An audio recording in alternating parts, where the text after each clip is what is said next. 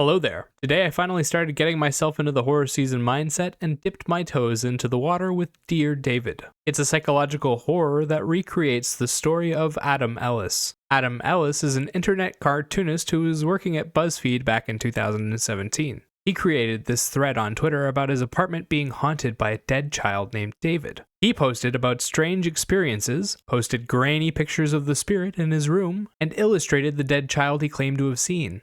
Dear David was written by Mike Van Wees and Evan Turner and is based on the tweets by Adam Ellis. The film was directed by John McPhail and stars Augustus Prew as Adam. Andrea Bang plays his friend Evelyn, and Justin Long plays his boss Bryce. It starts by introducing us to Adam Ellis. Ellis is a cartoonist working at BuzzFeed who spends too much time focused on what internet trolls say and not enough time on what truly matters. One night he ends up flaming someone a little too hard and tells them to die in a fire. This causes a spirit named David to latch onto him and begin tormenting him. As David makes his life worse, Ellis tries to turn to the people around him, but can't find anyone to believe him. Eventually, he turns to the internet, and the thread he writes helps boost his struggling career. Caught between the fame he garners for his experience and being terrified that he might be killed, Ellis attempts to uncover details of the spirit's past while surviving its onslaught. Let's start with the good. The story is a highly exciting descent into madness portrayed in a realistic and haunting manner. Augustus Prew knocks it out of the park as Adam Ellis, and the film does a great job of turning David the spirit into a horrifying nightmare supported by disturbing sounds and good use of silence. For excitement, we have a character you actually want to root for being tormented by a digital spirit. It contacts him and manipulates his life through different forms of technology during the day, and at night it paralyzes him in his bed and attacks his immobilized form. The journey is straightforward and does a great job of fleshing out Adam Ellis as the protagonist. We spend a lot of time with him, watching him react to David and his machinations, and falling deeper into his madness as the people around him are slowly pushed away. David is an enigmatic spirit whose story is revealed slowly over the course of the film.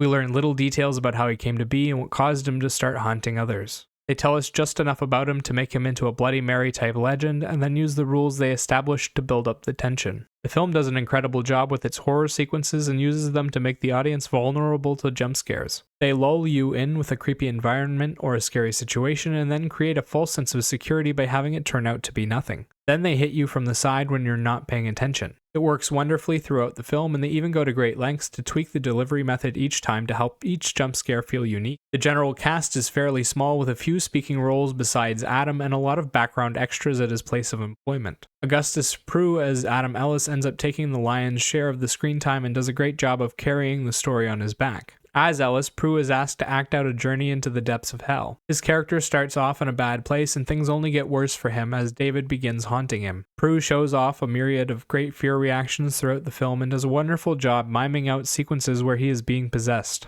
He also does a good job as a sympathetic lead. He has good chemistry with the actors who play Ellis's boyfriend, Rene Escobar Jr., and Adam's friend, Andrea Bang, and his problems are fairly relatable. He's just a guy trying to deal with criticism and a lack of success and failing to handle it in a healthy manner. The visual journey is a smooth ride that it's easy to follow and has a lot of big visual moments for you to enjoy. It follows Adam Ellis as he goes about his day as a cartoonist. We see him travel back and forth between his office and apartment for work, while David's spirit haunts him along the way. The big visual moments come in the form of hauntings by David. David appears at first as a message on a screen, but his next appearance comes with sleep paralysis and a ghostly child's visage. Every time he appears, he does it in a new way, and there's a good variety of entrances. Sometimes when David appears, he drags Adam into a dream world made up of different sets. The edges of the dream world are usually covered in black, and there are spotlights highlighting the important parts of the dream. In the dreams, Adam is forced to watch different scenarios unfold and interact with creepy figures that talk to him in cryptic messages. During the horror sequences, they always try to end it with a jump scare. Behind the visual journey and the acting is a soundtrack made up of dark techno instrumentals, folksy songs, and ambient tracks mixed with horror sounds. It's there throughout the film, giving off a dark and seedy vibe and attempting to raise the stakes in each scene. The most successful moments are during the horror sequences with the ambient tracks. They use the natural sounds of Adam's apartment with the sounds of someone scratching on wood, skittering noises, and faraway echoey screams. They create an eerie atmosphere and help raise the tension a lot. All that said, the film isn't without its flaws.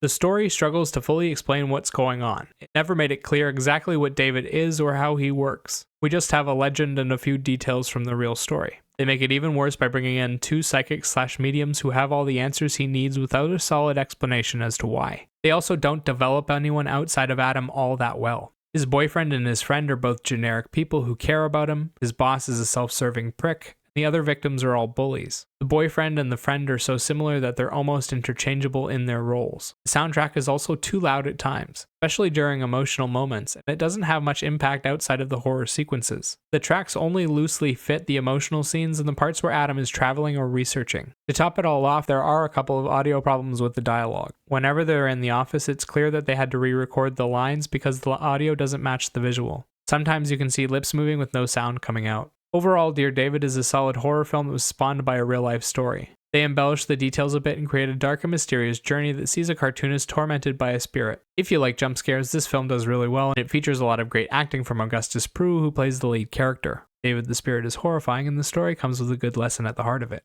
As for a rating, I'd give the film a 7 out of 10. Remember, these are just my thoughts on the film. Let me know what you think in the comment section below. Bye-bye!